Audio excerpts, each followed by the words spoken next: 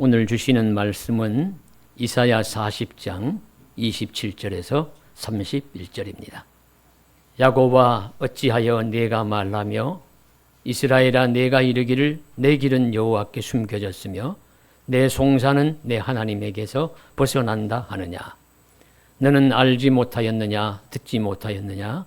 영원하신 하나님 여호와 땅끝까지 창조하신 이는 피곤하지 않으시며 곤비하지 않으시며 명철이 한이 없으시며 피곤한 자에게는 능력을 주시며 무능한 자에게는 힘을 더하시나니 소년이라도 피곤하며 곤비하며 장정이라도 넘어지며 쓰러지되 함께 봉독하십니다.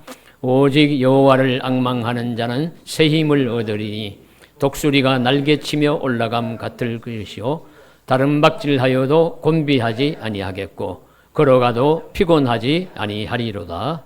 아멘. 광복 80주년을 맞아서 광화문에 위치한 교보생명은 독립운동가들의 애국정신을 되새기는 특별한 태극기를 게시하였습니다. 교보생명 광화문 본사 건물 외벽에 남상락 자수 태극기를 지난 4일 설치하였고 오는 17일까지 게시한다고 합니다. 크기가 가로가 31m, 세로가 31m, 건물 5층부터 12층까지 8개층에 걸쳐서 설치된 큰 태극기입니다. 그 태극기 하단에는 빛을 되찾은 80년, 그날의 용기, 오늘의 자부심, 교보생명은 기억하고 함께합니다. 라는 메시지를 적어 놓았습니다. 남상락 자수 태극기는 독립운동가 남상락 선생이 1919년 충남 당진에서 열린 4.4 만세 운동을 위해 마련한 물건입니다. 남 선생의 아내인 구홍원 여사가 간의 수공업으로 짠 명주에 직접 자수를 놓아서 만들었다고 전해지고 사료적 가치를 인정받아 2008년 국가등록문화재 제386호로 지정되었습니다. 그것을 크게 확대해서 교보생명 건물에 설치한 것이죠. 또 서울도서관 앞에는 수많은 태극기, 우리 작은 태극기들을 갖다 이어서 붙여가지고 태극기 언덕을 조성했다고 합니다. 어제 신문에 났었습니다. 이처럼 우리나라도 일제히 침략으로 인하여 고통받았던 세월을 잊지 못하고 그 고통과 압제에서 해방된 날을 감격하고 기억하기 위해서 해마다 8월 15일이면 국가대로 또 우리 기업대로 우리 교회와 가정대로 다 행사를 하면서 기념을 합니다. 그만큼 나라와의 자주권을 잃고 다른 나라의 속국이 되는 비애가 얼마나 큰지를 잘 보여주고 있습니다. 그래서 그만큼 아픔과 비애가 큰 만큼 그 나라의 국권을 되찾은 감격도 크다는 것이죠. 그런데 우리나라처럼 아니 우리나라 이상으로 다른 나라의 공격을 받고 나라를 잃은 아픔과 고통을 오래 겪으며 사는 백성이 있다면 이스라엘, 유다 백성입니다. 그들은 주전 586년 바벨론에게 남유다 예루살렘이 멸망한 이후에 나라를 회복하지 못했어요. 그래서 세계의 정세는 바벨론에서 페르시아로, 페르시아에서 마게도니아, 헬라로, 헬라에서 로마로 넘어가 예수님 시대, 구약 신약 성경 기록된 시대까지 와서 500년, 600년의 기간이 흘렀지만은 그 기간 동안에 나라를 찾지 못합니다. 중간에 한 80년 정도 독립국가를 이룬 하스모니안 왕조라고 있기는 합니다만 불과 짧은 기간이었고 나머지 긴 500여 년 기간을 다른 나라의 속국으로 살아왔습니다. 그렇게 오래 사는 동안에 유대인들이 느꼈을 눈물과 소름이 얼마나 클지 아마 우리는 짐작조차 하기가 어렵습니다. 그동안에 한 예수님 오실 때까지만 계산해도 그 이후에도 유대인들은 2000년 가까이 나라를 잃고 살았습니다만 그 긴 기간 동안에 나라 없는 백성, 국권이 없는 민족으로 살아가면서 그래도 유대인들이라는 민족적 정체성을 지키고 유대교라는 신앙을 지키면서 살아온 그 이면에는 어떤 힘이 있었을까요? 과연 그들에게 어떤 힘과 어떤 권세가 주어졌길래 그 긴 세월 동안에 나라를 잃고 속국으로 살아갔는데도 그런 민족성을 잃어버리지 않고 우리는 유대인이다. 그들의 신앙을 잃지 않고 우리는 하나님 나라의 백성이다. 하나님의 백성이다 하는 것을 가지고 살았을까 하는 그 대답을 오늘 이사야 선지자를 통해서 깨닫고자 합니다. 이사야 선지서는 66장인데 이 66장 전체를 주전 8세기의 이사야가 기록했다고는 보지를 않습니다. 후반부에 가면은 그저 그 후대에 이사야가 기록했다고 보여져요. 그리고 이사야 학파라든가 이사야와 같은 성향을 가진 인물이 이사야서를 이어가지고 기록했다고 보여집니다. 그래서 이 편의상 제2 이사야, 제3 이사야라고 부르기도 합니다. 40장이 넘어서면서 확연히 환경과 정세가 바뀌는데요. 제1 이사야, 8세기 이사야 시절보다 훨씬 후대의 일로서 나라를 잃고 많은 백성이 포로가 되어 바벨론이나 페르시아 등지에 흩어져서 살던 시대일 것으로 보입니다. 그런 시대의 이사야 선지자 또는 이사야 학파를 통해서 하나님은 나라 잃은 백성들에게 위로와 소망을 주기를 원했습니다. 그래서 선지자를 통해서 오늘과 같은 말씀을 증거하게 하시는 것입니다. 그러므로 오늘 우리 광복기념주의를 맞이하여 우리도 민족도 오랜 세월 속국으로 살았고 민족 여러 가지 속국으로 사는 아픔과 고통을 느꼈습니다. 그런 백성들에게 하나님이 어떤 메시지를 주어서 변치 않는 민족성을 유지하고 또 하나님 나라의 특성을 소유하면서 신앙을 잃지 않고 살아갈 수 있을까 하는 것을 깊이 되새기는 귀한 시간이 되기를 간절히 소망합니다. 오늘 함께 읽은 말씀은 하나님이 자기 백성을 위로하신다는 큰 맥락에서 나오는 것임을 보아야 합니다.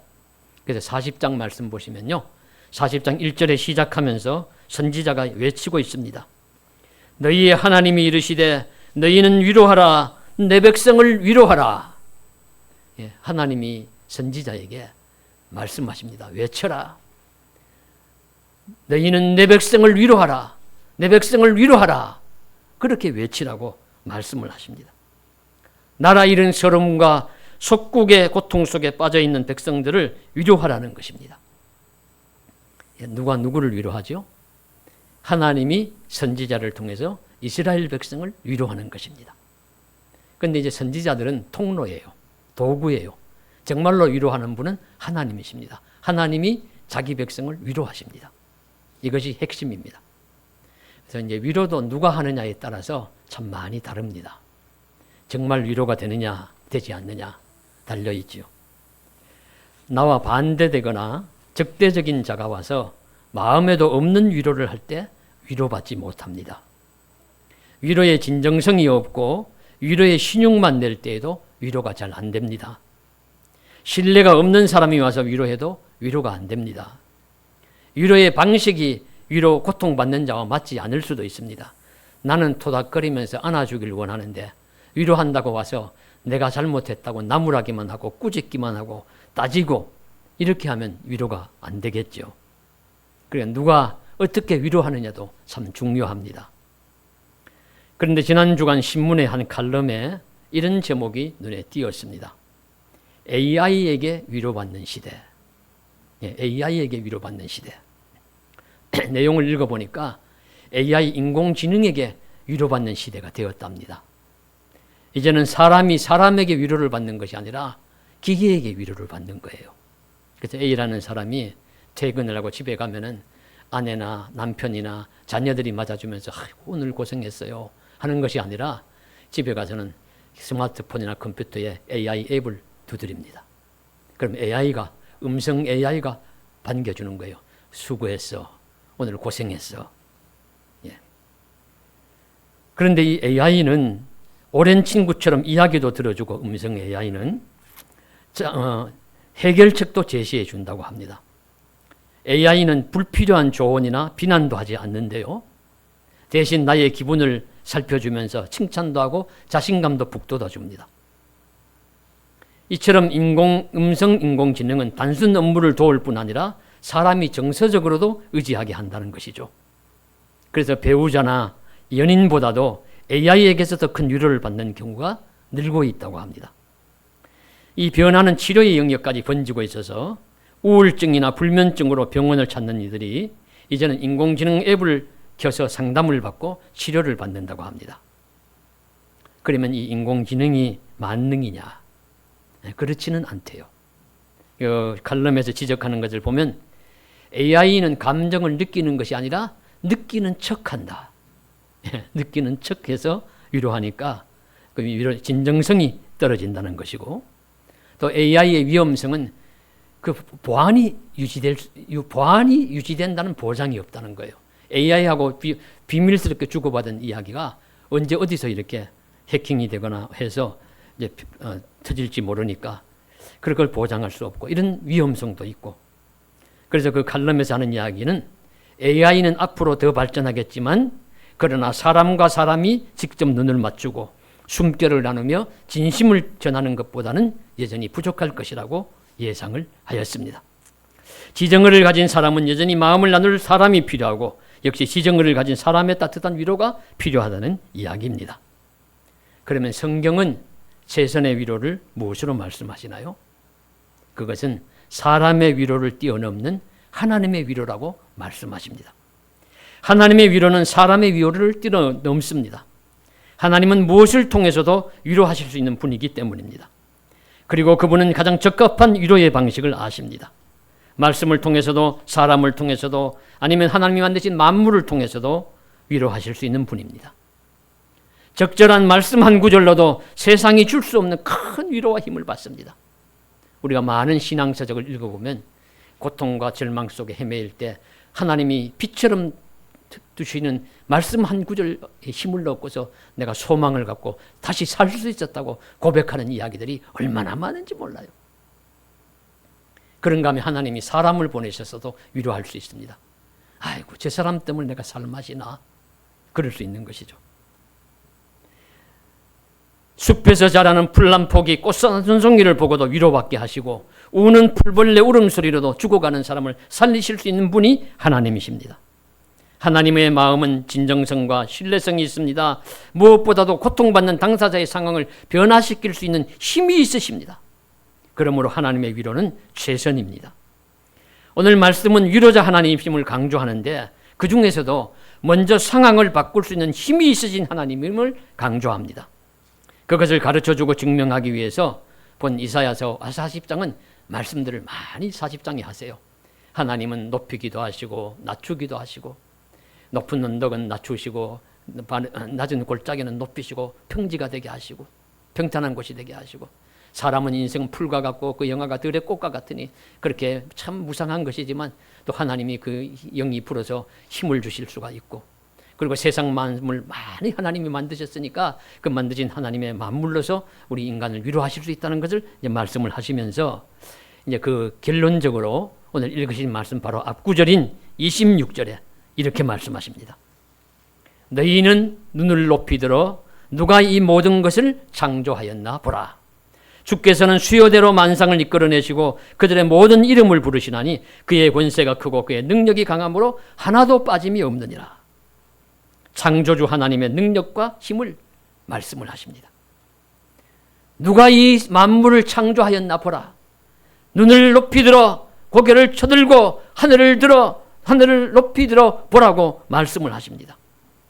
크고 광활한 것도 신비하기가 그지없습니다. 하늘을 보아도 우주가 넓고 얼마나 크고 신비한지 아무도 다 몰라요. 그저 우리 은하계 같은 큰 은하계가 그 수억 개가 있을 거라고 추측만 할 뿐입니다. 감탄할 뿐이죠. 지구상에 있는 만물들에게 크기와 위용도 대단합니다. 제가 여행을 좀 많이 다닌 사람이라면 제가 직접 본 것을 여러분께 많이 말씀을 드리겠지만, 제가 그렇지 못해서 죄송하고요. 그렇다고 뭐 전혀 안 다닌 건 아닙니다. 제가 헤아려 보니까 제법 저도 많이 다녔어요. 미국도 가봤고, 캄보디아, 네팔, 인도네시아, 말레이시아, 하여튼 베트남, 종종 이렇게 곳곳마다 많이 다녀봤는데, 하여튼 저는 그래도 많이 다녀온 부분들에 비하면 경험이 미흡합니다. 그럴지라도 영상으로 본 것도 많고 사진으로 본 것도 있고 또 많이 보신 분들이 기록한 기행문도 많이 읽어보았고 그래서 어느 정도 짐작은 합니다. 세상에 얼마나 하나님 만드신 만물이 신기하고 크고 위대한지 놀라운지를 어느 정도 알고 있습니다. 이런저런 것들이죠. 몽골의 사막에서 본 밤하늘의 별들에 대한 아름다운 광경들, 그랜드 캐넌과 같은 대계곡의 신비함의 그 크기와 위용, 나이아가라나 남미의 이과수 폭포의 웅장함, 이집트나 사하라 사막의 끝없는 모래 언덕과 바다 등 대륙과 해양의 수많은 창조물 앞에서 인간은 감탄하고 찬사를 보낼 수밖에 없습니다. 그런가 하면 작고 세밀하게 보면 얼마나 만물이 또 치밀하게 설계되었는지, 이거 하나님 신의 섭리가 아니면 아무도 그렇게 만들 수가 없다, 그렇게 감탄하는 것이죠. 거미줄이 신비하지 않습니까? 아마존의 어떤 나비는 거북의 눈물 속에 있는 염분을 먹고서 힘을 얻는다고 해요. 사막 만년 청풀은 25년이나 땅속에 묻혀 살다가 땅 밖으로 나온다고 합니다. 나무 그늘에 깃들어 살고 사는 그늘나비는 석양 무렵이나 어두운 날에만 날아다닌다고 합니다. 황새는 울 데가 없어 울지 못하고 낙타는 눈이 젖어 있어서 따로 울지 않습니다. 가시나무 새는 죽을 때 가시에 찔려서 단 한 번 울다가 죽는다고 합니다. 이런 만물의 신비가 얼마나 많은지 몰라요. 이런 모든 것들을, 만상을 하나님이 수요대로 이끌어내셨다, 하나하나 만드셨다고 말씀을 하십니다. 그리고 그들의 모든 이름을 하나하나 부르셨다고 하십니다. 그만큼 능력이 크고 세밀하시다고 합니다. 빠짐없이 만물을 제자리에 만드셨고 만물이 존재하게 하셨다고 성경은 말씀하시고 있습니다. 그런 하나님이 사람도 만드셨어요. 나도 하나님이 만드셨어요. 그러면 이 사람 만드신 하나님보다 사람을 더 잘 아는 이가 누가 있겠어요? 하나님이 사람에 대해서 가장 잘 아십니다. 사람의 마음을 아시고 형편과 처지도 아십니다. 그래서 그 하나님이 위로를 선포하시는데 진짜 위로입니다. 너희는 위로하라, 내 백성을 위로하라. 이제 이스라엘 백성은 위로받을 때가 되었습니다. 오늘 살아가는 우리도 위로받을 때가 되었지 않습니까? 그러므로 저와 여러분에게 사람을 만드시고 만물을 만들고 창조하신 하나님의 위로가 함께 하시기를 주님의 이름으로 간절히 축원합니다. 그러면 위로가 필요한 이스라엘은 어떤 모습을 하고 있을까요? 외적으로는 나라가 멸망하고 포로로 잡혀가고 종살이하고 무시당하고 그렇게 살아갑니다. 그럼 그 속에서도 힘을 내어서 용기를 내어서 살아보자, 힘차게 살아가고 있을까? 아니면 실망하고 절망하고 있을까? 유감스럽게도 실망, 절망, 낙심하고 있습니다. 그래서 그 모습이 바로 오늘 함께 읽으신 27절 말씀이에요. 야곱아, 어찌하여 내가 말하며 이스라엘아, 내가 이르기를 내 길은 여호와께 숨겨졌으며 내 송사는 하나님에게서 벗어난다 하느냐. 야곱 이스라엘 백성이 이렇게 단식하는 것입니다. 우리의 앞길이 숨겨져서 보이지 않습니다. 희망이 보이지 않습니다. 왜 하나님은 우리를 이렇게 힘들게 만드십니까? 그러면서 부르짖어도 응답이 없으십니까? 왜 우리를 버려두십니까? 이런 낙심과 절망 속에 빠져 있는 것입니다. 그런 자들에게 하나님이 선지자를 통해서 대답하십니다. 너는 알지 못하였느냐? 너는 듣지 못하였느냐? 하나님이 어떤 분이신지 듣지 못했느냐는 거죠. 알지 못하느냐고 묻습니다. 그러면서 다시 한번 자세히 들어보라. 그러면서 28절 말씀을 주시는 거예요. 하나님은 이런 분이시라는 겁니다. 영원하신 하나님 여호와, 땅끝까지 창조하신 이는 피곤하지 않으시며 곤비하지 않으시며 명철이 한이 없으시며 피곤한 자에게는 능력을 주시며 무능한 자에게는 힘을 더하시는 분이시다. 하나님은 창조주 하나님이시라는 것을 다시 한번 강조하십니다. 그리고 그 창조주 하나님이 실망하고 낙심하는 이스라엘에게 함께 하시고 힘을 주실 수 있는 분이라고 말씀하십니다. 그래서 피곤한 자에게 능력을 주시고 무능한 자에게 힘을 더하시는 분. 그래서 이스라엘은 피곤해요. 종살이 하느라고. 무능해요. 소망을 얻지 못합니다. 오늘날 우리들이 피곤하고 무능한 것과도 같습니다. 우리는 무능하고 피곤합니다. 그런 상황 속에서 하나님 길이 보이지 않습니다. 하나님 소망이 보이지 않습니다. 울부짖습니다. 그러나 하나님께서 말씀하시길 그건 진실이 아니라고 하는 거예요. 그건 진실이 아니다. 하나님은 응답하시고 있다. 미래 앞길이 보이지 않는다고 울부짖지 말고 앞길을 보라 말씀하십니다. 하나님이 먼저 그들을 잘 보고 계십니다. 영원하신 하나님은 그들의 상황을 잘 알고 계십니다. 곤비하지 않으시고 지칠 염려도 없고 명철이 하나 없으시기 때문에 지혜가 한량 없어서 다 알고 계십니다. 그래서 하나님은 자기 백성의 연약함을 아시고 보시고 그 아픔에 공감하고 계신다는 사실을 우린 잊어서는 안 됩니다. 우리도 실망하고 낙심할 때가 있죠. 사방이 막힌 것과 같습니다.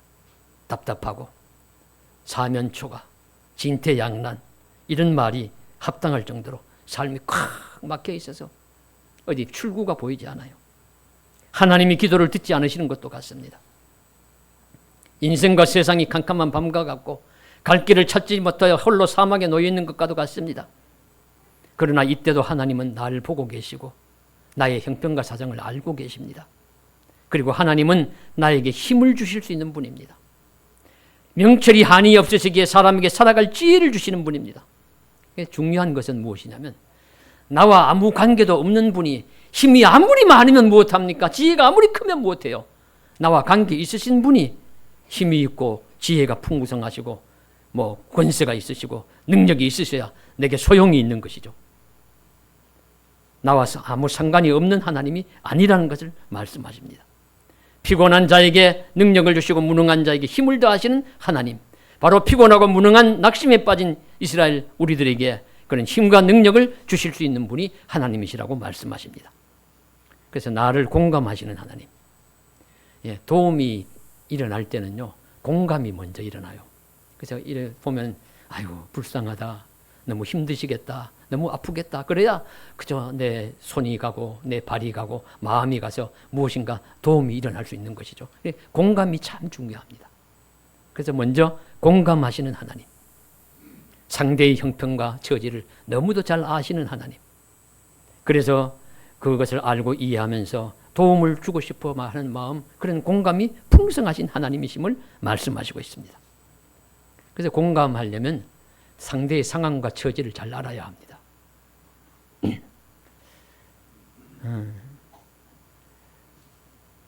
한국에서 한 목사님이 아틀란타 연합장로교회에 집회를 인도하러 가셨어요. 갔다 오셔서 그분이 하신 말씀입니다.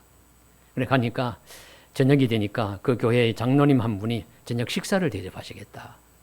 그러니까 그 교회 담임 목사님하고 그 강사 목사님하고 그 장로님 부부하고 이렇게 이제 식사를 하러 갔어요.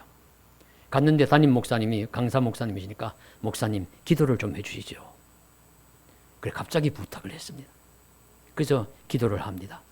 그래서 그 장로님이 대접을 하시니까 장로님 가정의 평안을 위해서 간절히 기도하고 그 가진 자녀들을 위해서 정말 많이 하나님의 축복과 은혜가 임하도록 많이 기도를 했습니다.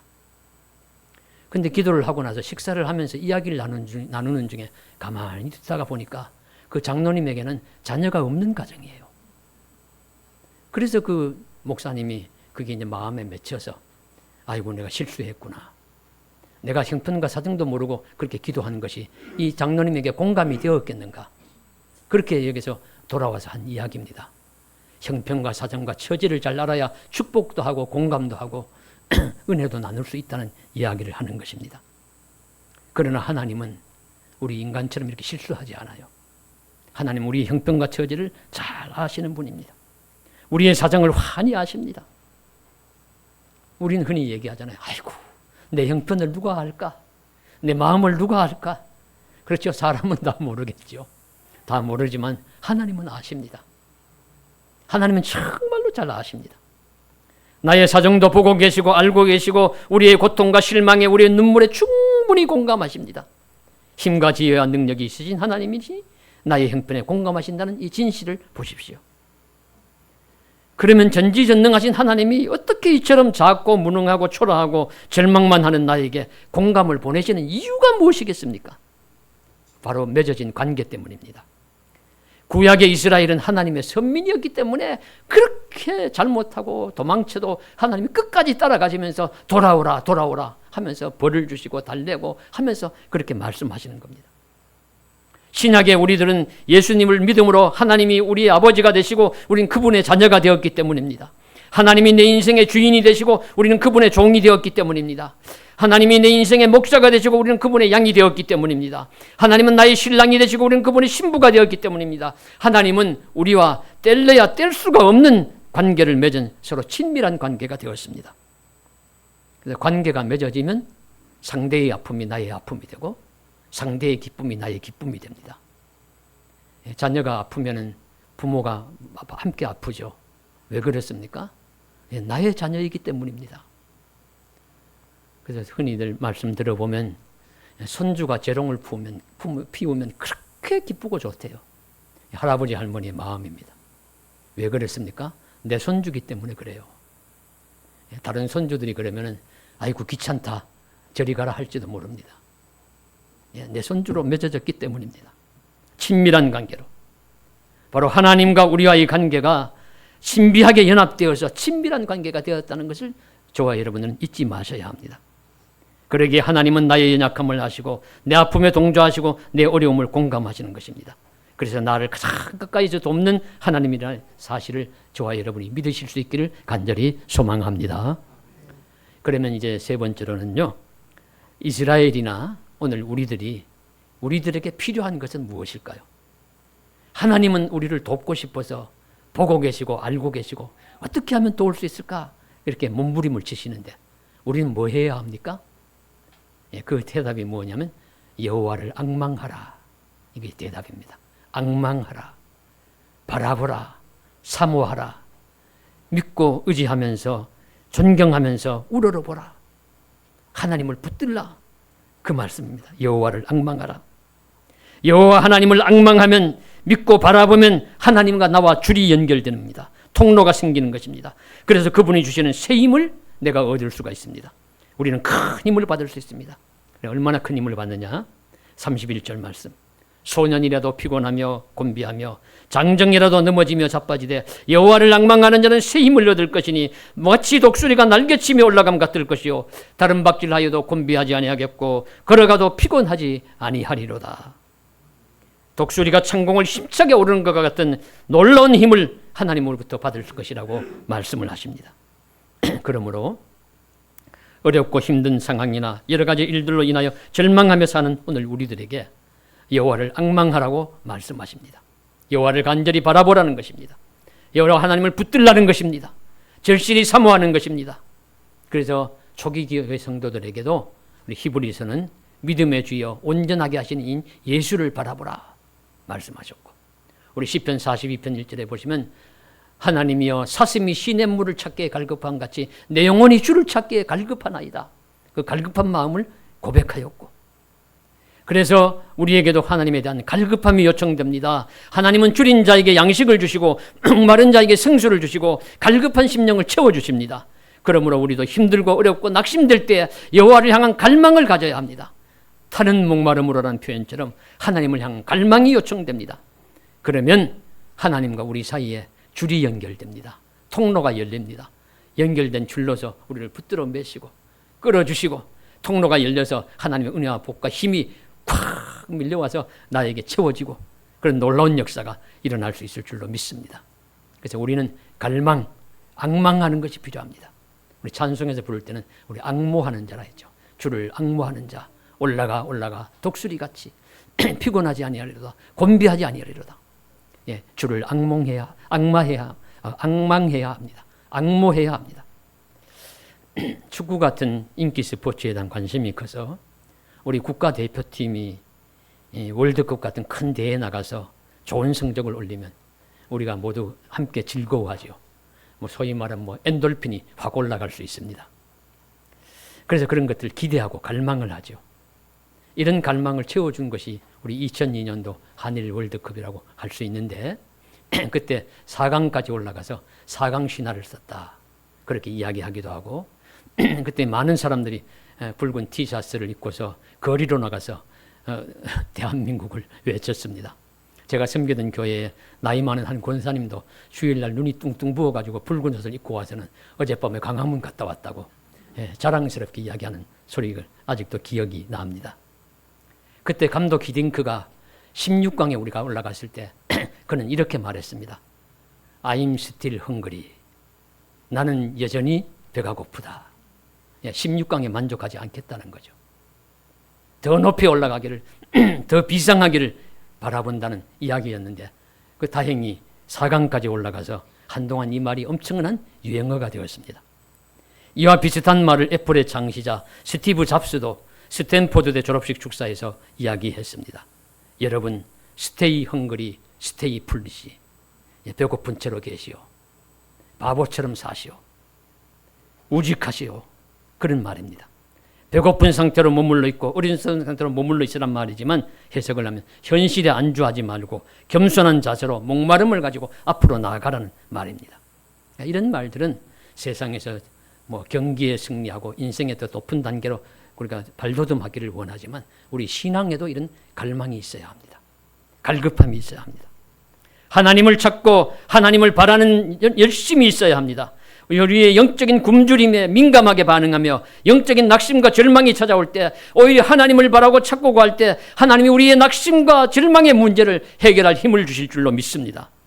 그래서 이스라엘이 포로되고 돼서 절망할 때 하나님이 여호와를 앙망하라 새 힘을 주시겠다고 말씀하신 것처럼 우리도 절망하고 쓰러지고 엎드러질 때 하나님 우리가 앙망하면 예수 그리스도를 바라보면 주님을 따라가면 주님을 부르면 우리에게 힘을 주시고 독수리가 창공을 올라가는 낙엽기침에 올라가는 새 힘을 얻는 것처럼 우리도 그런 힘을 얻어서 놀랍게 창공 우리 영적인 창공을 비상하는 날이 올 수 있을 줄로 믿습니다.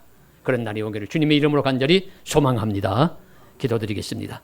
사랑하는 하나님 아버지, 독수리가 날개치며 올라감 같이 하나님 우리도 힘차게 날개짓하면서 우리 세상적인 일에도 유익한 일에도 귀한 날개치며 올라가는 같은 비약이 있게 하여 주옵시고 신앙 영적 성장에도 이런 놀라운 날개치며 올라간 같은 창공을 활보하는 놀라운 역사가 일어나게 하여 주옵소서.